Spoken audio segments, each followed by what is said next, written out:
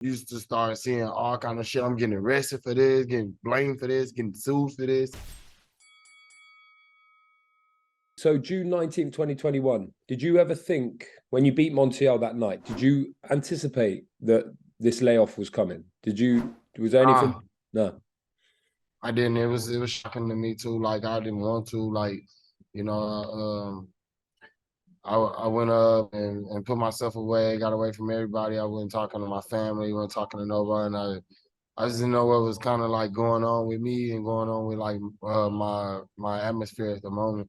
And it was like the best thing for me is just to like, stay in my own present place. And that's what I did. At what point did you realize that? Because I remember speaking to Ryan Garcia about this, and it's like he struggled to even think, oh shit, what I need to do actually is step back at this point. Was it quite an easy decision? Were you like, I need to just have a break, or did you push it for a while? How did the cookie crumble in that sense? Um, it's almost like you go from a feast, eating a feast with your family and everything, and then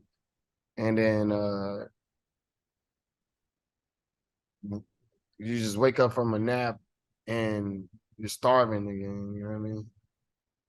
And Yeah. it's like I have no appetite, I have no ability or effort to want to go, eat, take care of myself, or just like, man, there was moments where I just had to like listen to like the close people around me, like, man, you're just not doing good right now. And I know it was just something that I had to just face, and I faced it. Have you missed it? Have you missed boxing? Yeah, I miss it, miss it every day.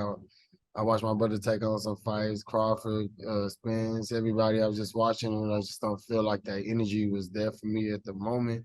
I got my energy back, I got everything back. I feel a lot better, but like at that time, yeah, it's very missed. But I needed the time and the separation away. There'll be a lot of people, non-boxers, normal people, who will hear you talking openly about this stuff and will be inspired by that, and will think, okay, if he can come back from this, so can I. What are the steps that you took? How did you get the ball rolling again? The first step to took was to let myself know that I actually had like the issue, and what my problem was, and what I'm suffering from, and you know, and how can I make it better for myself, and how can I get things, better for me. And I did it, and I got things done, and I started accepting it. I started taking the small courses to get myself better, and didn't know if they was working or not, but it just throughout time you would be able to see. So it actually did take some time away from me, but that's the only way I was able to evaluate myself and see how much better I got, let alone getting better with my family and everybody too. So that was June 2021 was the last fight. How long did you have away from boxing? Like, when did you first get back in the gym at all? Like, how long was the break? But when I fought in June 21, I only took like a couple of months off, and I got right back into the ring or whatever, get into camp and training. But that might have been too soon for me. That's when all the problems started getting more created. And then once the year came back around and I was getting ready for the next fight, then I took like more so like the injury. Then once I got the injury, it was just like, dang, now I'm just going through so much at one time. Then it was just like more stuff. Then you start seeing mug shots, and you used to start seeing all kind of shit. I'm getting arrested for this, getting blamed for this, getting sued for this, and just like I was just overwhelmed with a whole bunch at one time, and then family issues started appearing. It's like it was just nonstop. The ball just wouldn't stop for me. And then, it took me to really just sit down with myself and realize like things are things don't have to be this way. That I'm making myself go through this. I just have to separate myself from certain people and certain times at the moment and get back. You've obviously been very open about it as well. And now I see a clip with your opponent, Jose Benavidez, kind of bringing that up now. No, it's fine. Yeah. I'm not ashamed of it. I mean, obviously, I took some time off to get myself better. I mean, whether he like it or not, or like it or not, but you know, what I mean, I'm okay with it. It's a joke to him, you know, but it's fine. Did you ever think, like, in the darkest moments, did you think maybe you were done with boxing, that you wouldn't get back to this point? Was there ever a moment like that? Yeah, I considered it at a time that I don't know if I ever get back in the ring.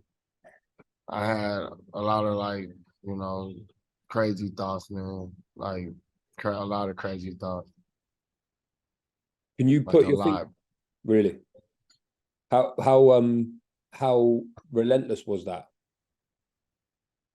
It was it's very relentless. It's so relentless that I got a relentless tatted on me because that's how disturbing it was for me. Like at the moment, Really, that was the meaning of that tattoo. yeah, and that's exactly what I meant by it. Like everything I was going through is just so relentless. Mhm. Who has helped you? Can you put your finger on who's helped you bring you back? Like, was there any particular bit of advice? Any one person has been like your rock through this, or has this been a self made thing? Um, let alone I kind of soared my way into like where I felt free again, and I felt like things were the calm was coming, and I was calm. Everything was calming down, and I couldn't really honestly tell you, but it was God. Just like one day, I just woke up out of a prayer, like I fell asleep praying, and then I ended up waking up from the prayer, like, and I just knew what I wanted to do, the right thing, and I went and did it, and I'm back. Was that just, were you just in bed at home? Was there was just a moment like that? So I was just by myself, in a 50,000 square foot mansion, sitting there by myself, no TV on, no books, no video games or anything. Just sitting there, just hoping one day that I get back in the ring. And with that in mind, the middleweight division has been a bit strange in your absence, kind of in flux.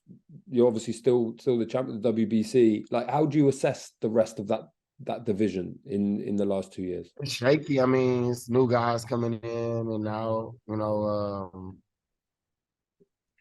um, the tough woes is there. You know, I'm down to make the fight happen, and once I get back to get the ball rolling, you'll see those fights coming along. Who do you think, outside of yourself, of course, who do you think's the best at 160 these days? I heard there's this Jenabek kid. He's like a Kakistan kid. He's doing pretty good. He's making some noise. I mean, he has a couple more tests to, I guess, pass, and I mean, he's doing great. I mean, it's some guys coming up from 154 that want to fight at 60, and 60 starting to become back a hot, more of a hot division. So it's more so like time to go. Just one more before I let you go. I just wanted to ask. Okay. Obviously, you spoke to. We knew that you weren't really speaking to your twin brother, but then we saw you get kind of back together around the Canelo fight. Have you spoken much since? Have you patched things up? What's the situation there? Can you tell us? Yes, me and my twin brother, we okay.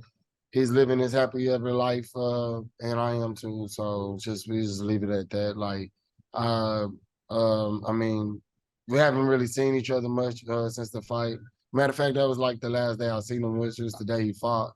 But I've talked to him. At least that's like a little bit better, more progress. But just sometimes it's like that was a part of like the separation. That was a part of me finding myself, and it was like not to like so be focused on like what my twin brother had going on in his life, and I don't want to bring him down with what I have going on in my life.